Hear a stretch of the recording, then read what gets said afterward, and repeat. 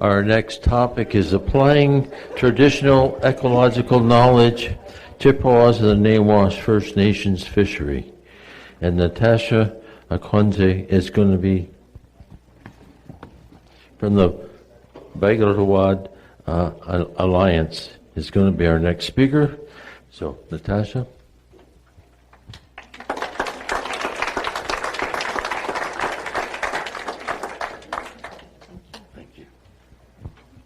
Hi. My name's Natasha. I'm the manager of Ecological Alliance. My slideshow is Winds of Change. And it's focusing on how climate change is affecting the fisheries. So, this is us. Once upon a time. We were a little younger, a little cuter. We owned and operated a provincially inspected fish plant. We sold for 15 years fresh and smoked fish in Toronto. We closed up shop in August 2018. My husband was one of the last fishermen to lift and set his nets by hand. And one of the challenges that we couldn't overcome was up against the wind. This is my husband out on the boat. We have a small boat, not one of the bigger tugs. And these are some of the unique people that we've met over the years.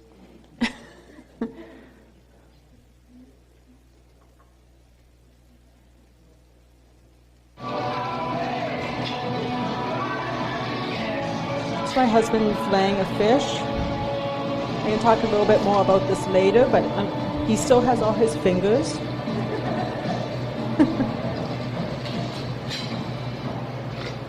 This is him doing it slowly. I've seen him do it a lot faster, but he wanted to make sure he kept his fingernails. So, what did we see? We're starting to see a lack of whitefish. One example is a woman ordered a box of fish, which is 10 pounds of fillets, at the beginning of April last year. And we were not able to get 10 pounds of fillets of whitefish for her until the end of June. Many windy days, dangerous conditions. We're also seeing a lack of youth being interested in the fishing industry. And there's other things other than just fisheries. There's also the chefs, the welders, the small engine repair people that we need. We need net seamers. We need a lot of other things other than just fishermen to actually have a healthy fisheries. So that's a picture off a tug. So this is what we did. We applied for a federal grant from INAC to do a climate-based monitoring program. Unfortunately, we were not successful in it, but what it did do is it had us form a not-for-profit group in April 2018. And we were able to convince 2 other fishermen, along with my husband, to join our group with us. Between the 3 of us, there's over 80 years of experience of fishing. Bagawad, translate, they set a net. My birth mother, she looks a little bit like me, is a fluent Anishinaabe-Moan speaker, Ojibwe. She's from the Lac Seul First Nation, which is where I'm from also. So I'm way up there. Anything else past my reserve is a fly-in or ice roads. And their biggest thing is moose eating up all the things. Kind of different than down here. So what are the changes with the fish that the fishers are seeing? Whitefish are declining, I said that already. Lake trout numbers are increasing. There's less bycatch that are being caught, and pickerel numbers are increasing.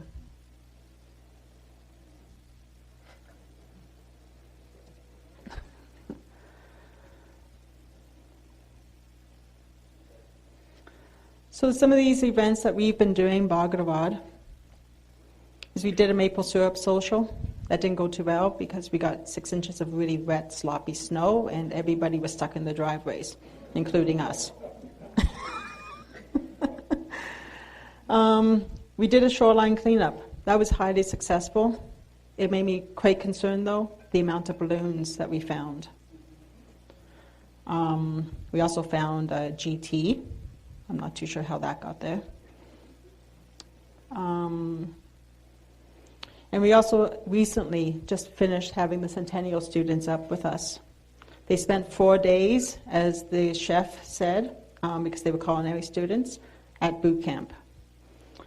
We made them clean out a chicken coop and goat area and tend our pigs and our horses and haul garbage and do a 10-kilometer hike.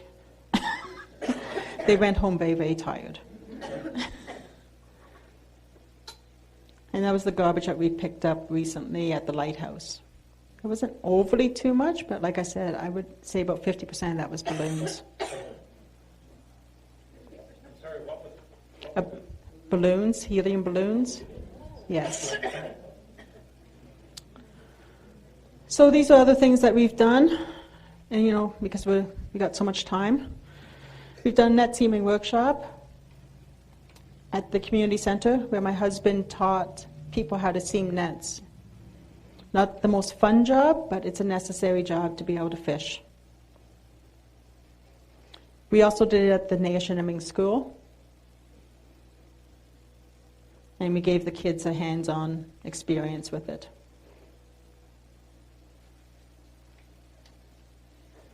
Recently, we've done a pottery workshop. This was funded through the Ontario Arts Council. So these are some of the other events that we've done. Like I said, the culinary students were up for 4 days. We had a lot of poop. That's a nice word of saying. We had a lot of poop to clean up. And they got their exercise. We visited, we cooked together, we cleaned together, we hiked together. I had to listen to them complain a lot about the amount of walking they had to do, lugging, pushing. It was a lot of fun. I had them push a 500-pound hay bale about a good 50 yards together. My husband usually does it by himself. And it was a lot of fun. So, I'm going to get into some Mythbusters. This is what does this look like a typical fisher? I wish.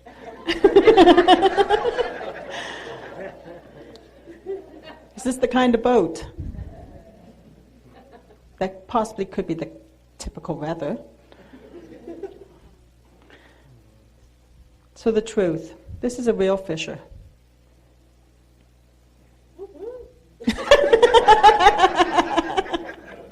I thought so. And this is the type of boats. This is a tug. My husband, again, with the other boat beside this picture, is a punt. Last myth, how some people think we fish. I wish. And how we actually fish.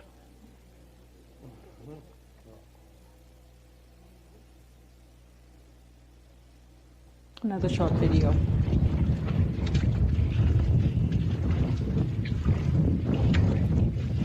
So you're saying these are all the same fish then? The challenge is when you're the first time out there on the waters to get somebody to take a fish out of a net.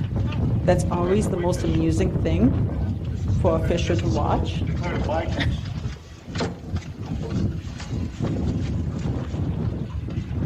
What I learned the first time taking a fish out of a net is those trout have teeth.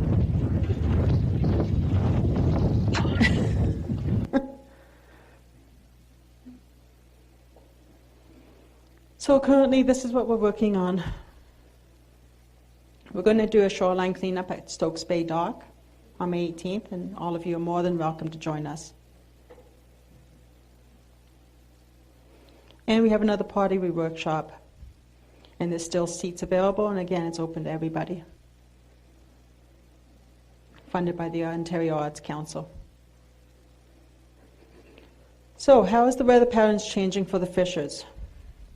The winds are increasing, storms are moving in faster, warmer waters, lack of ice, freeze-thaw cycles. Many times we see this banner. We always check the weather on the internet. This red banner, we sometimes swear it's etched into the computer screen. It just gets fancier some days. So Lake Huron wind speed. Over water it's going up, along with the air and water temperatures.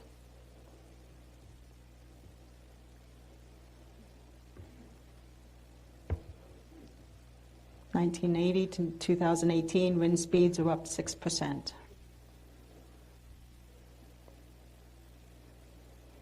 High wind events are going up 100%. Number of hourly wind events going up. And this data was collected by John Anderson, who's on our board, from the NOAA administration. Lake Huron water temperatures. Again, they are going up. And the water temperature is going up 3 times faster than the air temperature.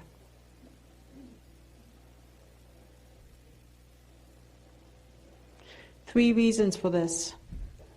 Three reasons. Data buoys in April to November, air temperature all year. Water holds heat better than air. Water freezes at 0.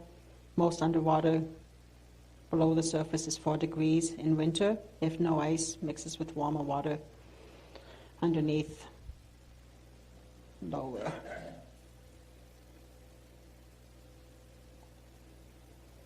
Again, ice coverage is going down.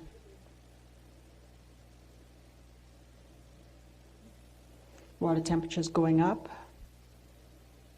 And in this year, in Lake Huron, the maximum ice coverage was 90% on March 9th. Ice charts.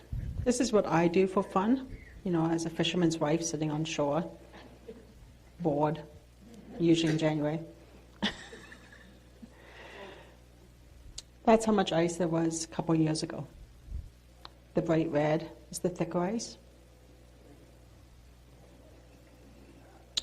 And this was this past year. It's funny because you ask any fisherman's wife to look at these charts in about March, and they're all getting anxious because they want the fishermen back on the water, because the fisherman on land is never too happy for any length of time. The importance of ice. The water needs to rest. There's less snow squalls, less snow days, less evaporation, and the baby fish need protection. I always attribute this to like putting a bunch of babies into a wash machine and turning it on and seeing what happens. It's not a very good thing. And we're just going to touch on invasive species just a little bit, because this is a whole PowerPoint on itself. Again, the zebra and craigula mussels. We haven't been fishing since August, and I'm still picking these things out of my husband's hands. If you want to empty a fish plant, bring one of these guys in. You can have it emptied in about 20 seconds.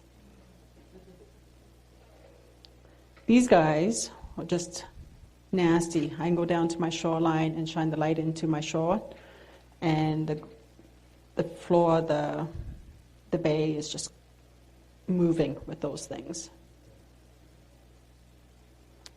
And there's the alewives, and we're all familiar with this, Phragmites. Algae. Again, this could be a whole slideshow in itself. It's in new locations. It's very deep. It took a long time for people to believe us how deep it was, because we were telling them how deep our nets were going, and it was coming up covered with algae, and yet nobody would believe us.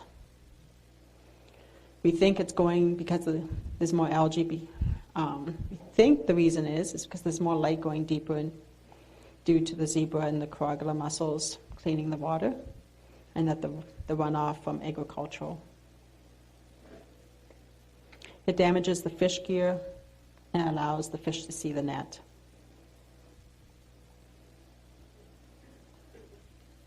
Also, it's just miserable and very difficult to clean up. Okay, this is me having fun. And I have fun with the grossest things, so everybody tells me. These are leopard slugs. They're invasive species, which I learned about after. Anyway, I had fun with them. Took about 4 different kinds of soap to get the slime off of me, but other than that, they were fun. This is a trout and his breakfast. It looks like smelt. Another trout with his insides out. That's me just having fun. That's me having a lot of fun. That's a ling. That's a ling. It was half digested by a giant trout. A fisherman brought it to me. And he's like, you got to look inside of its mouth, because you'd see the tail of it sticking out of its mouth. So we convinced him to hold it open so I could stick my hands down his throat and pull that fish out. It was lovely. I thought so anyway. So on a lighter note, these are the things that we've heard over the years, and trust me, I've heard a lot more, but these are the top ones, or the most recent. Climate change hasn't affected southern Ontario yet, so I guess I'm imagining everything. It was raining out, I guess you didn't go fishing. The water has never bothered the fish, I don't think. What kind of bait do you use? Very special bait. I only eat happy fish. I've never met a happy fish. Can you smoke lamprey eels? Yes, but I'm not going to. How many fishing rods do you own? I think we found 1 last week, I think. Not too sure. So these are the things that we're going to be doing very shortly to keep us, again, busy and out of trouble. We're partnering with Evergreen to do outreach. So this is the schedule for next Saturday. Some of the board members will be joining myself and my husband to go down. So we all get to get up at 3 o'clock and travel down to be there by 8. Yay!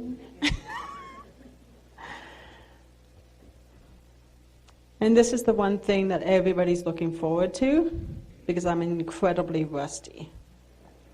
But I get to meet David Wolfman for the first time in a competition. This should be fun.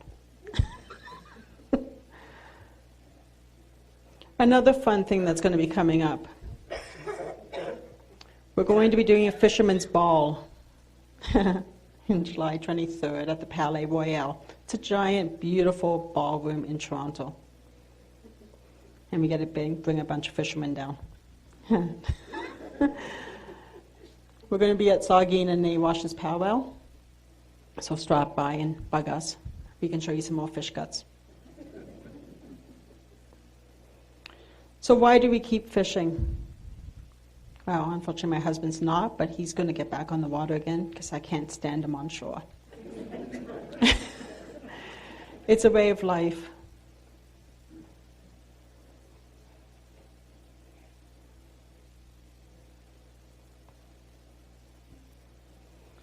So currently, this is what we're working on.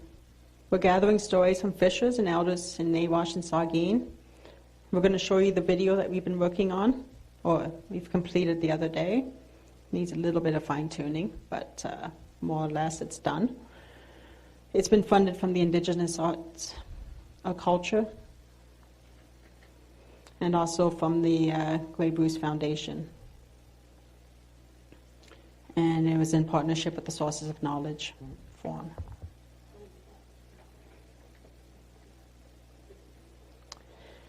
And if you want to contact us, me, this is us.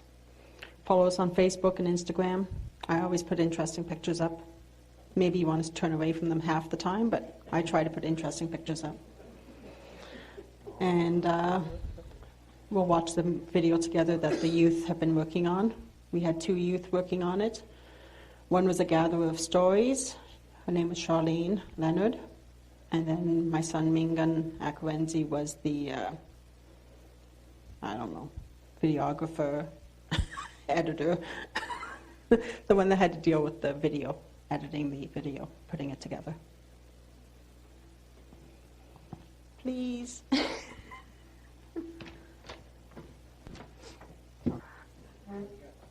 I'm Victoria, and I'm on the board of the Dog and Water Alliance. I was here last year and really enjoyed it. My name's Guy Nadwan. I'm a commercial fisher. Sorry.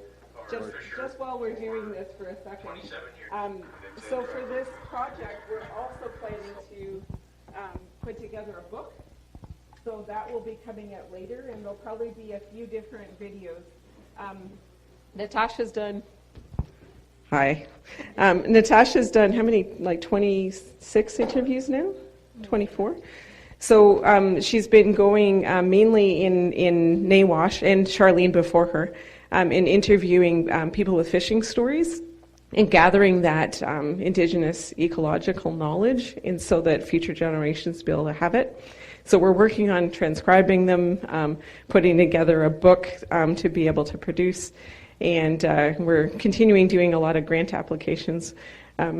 We've been doing pretty well in a little over a year that we've been around. We've raised over $70,000. And we're really grateful to the partnership, too, with the Sources of Knowledge, because we are only a not-for-profit corporation.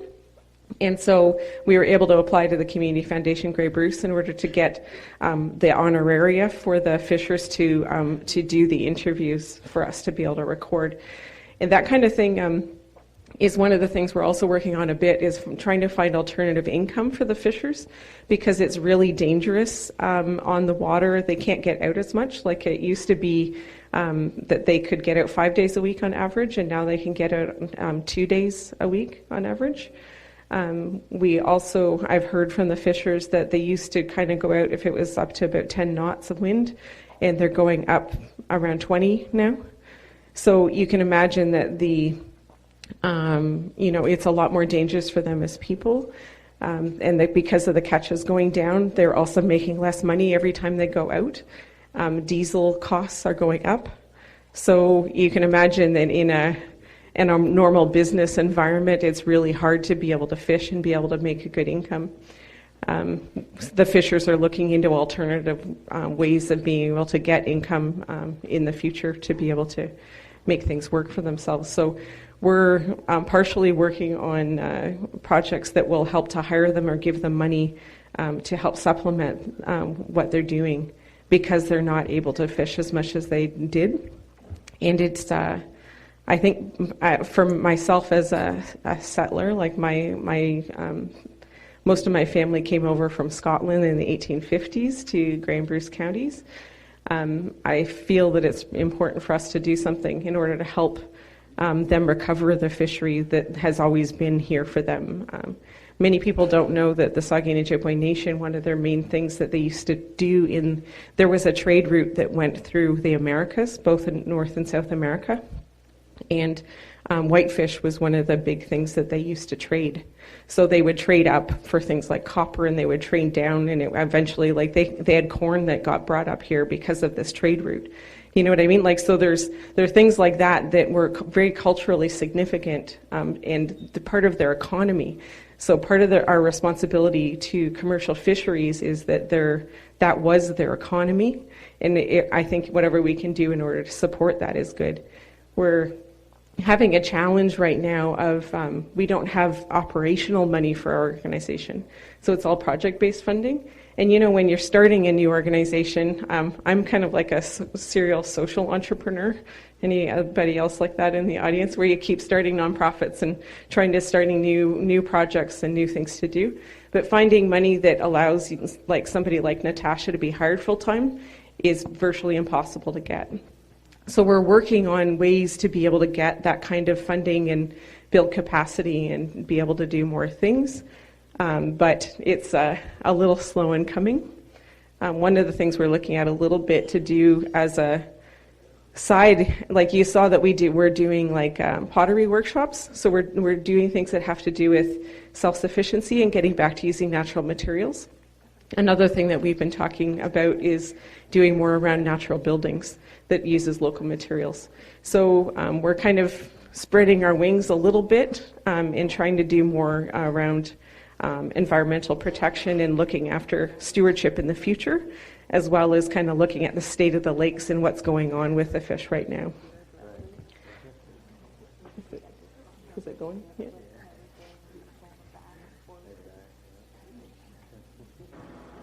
My name's Guy Najwan. I've been a commercial fisher for 27 years. My name's Andrew Akiwenzie. I'm a commercial fisherman at the Saugeen Ojibwe Nation. I'm Jay Jones, Senior, known as Tattoo. Fishing since about 2000. I've been fishing on my own.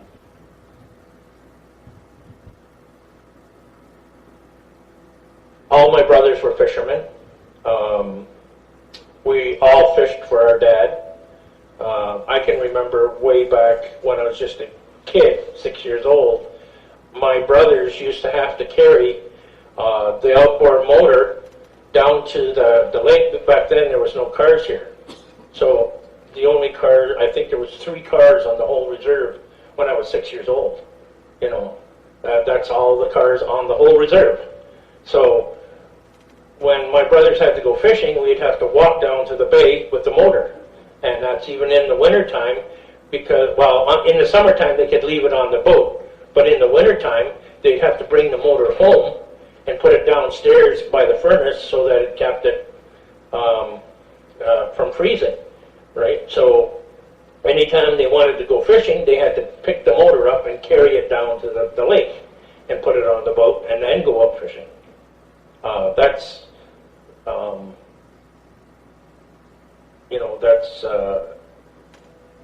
how it was.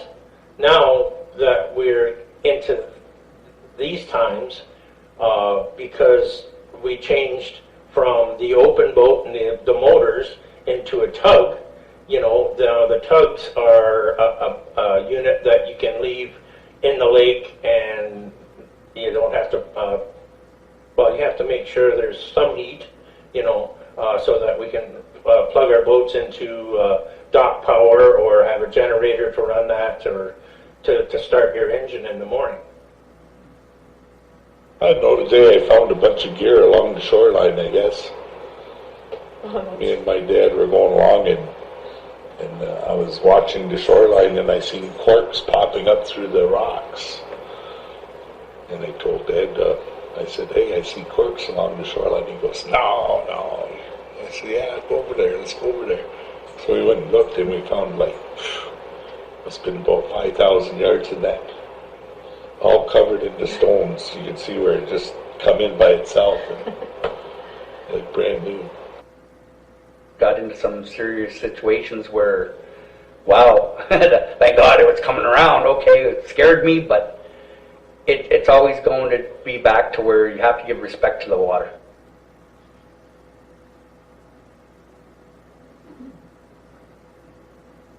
I do it because I love it. It's my lifestyle. It's not a job. A lot of the guys that I hired thought it was a job, but it's not just a job. It's a lifestyle. It's if you don't like it, I don't know why you're out there. My best outcome in that would be, like I said, a moratorium on the fishing. Let's figure out what's going on. Let's stop adding things in, and let's figure out what nature will sustain on her own.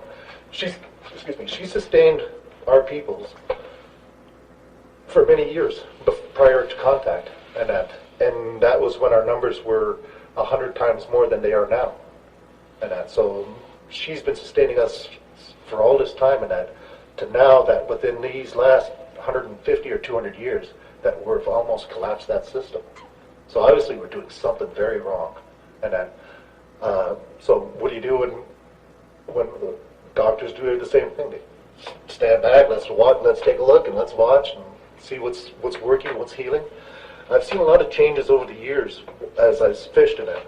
As a young lad, my uncles took me out when we first got outboard motors and I could see the odd cabin and that.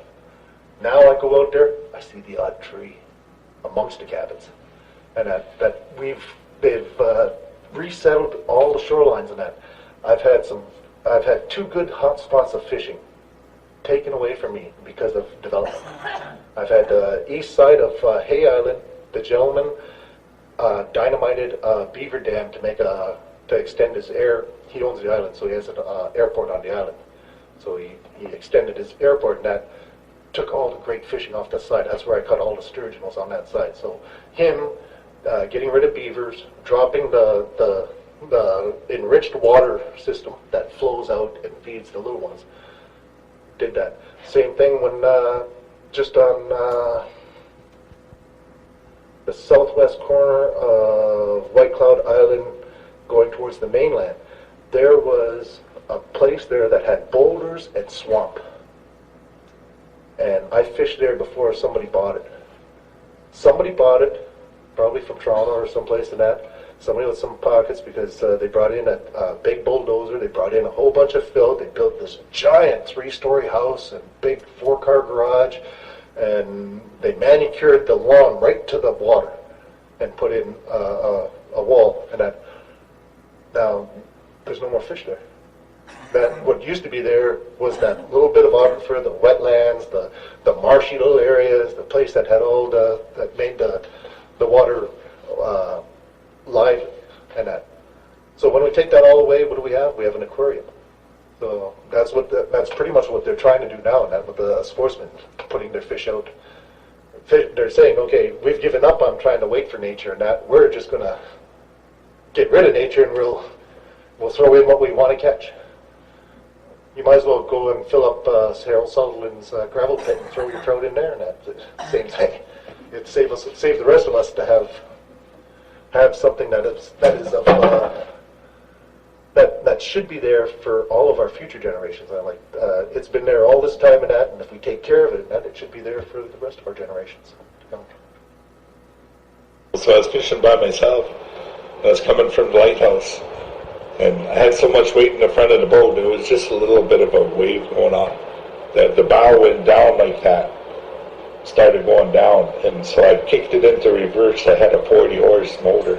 Kicked it into reverse, and I pulled it back up out of the water, and then I started bailing it with a 5-gallon pail.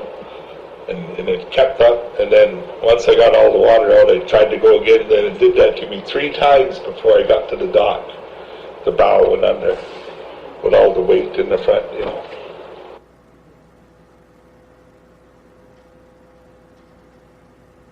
I'm concerned that our kids will not have a fishery to come to.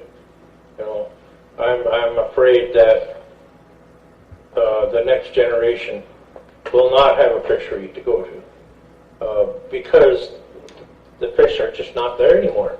I guess the big thing for yourself is to feel in your heart what you want to do, and that if it don't feel right, then you don't do it. And that many times I've been forced to do things that I didn't want to do, and known in my heart that it wasn't right, and that if you do things in a good way in that, then greed doesn't fit in. Our teachings of life become more prevalent then, and that so that you get honor and you get the wisdom, and that you get the bravery and the strength, and that. So It's a matter of listening to yourself and out of the outside influences around you. So there's two fisheries. Either you want to be a millionaire doing it, or you just want to be someone that can live off of it. And you can live off of it if you do it right. Well, make sure if you're going to go out fishing, make sure that's what you want to do and have fun at it. Don't make it into where it makes it hard on you. Make sure it's fun. Make sure you enjoy it. And remember to take care of the fish. Take care of the water as best you can.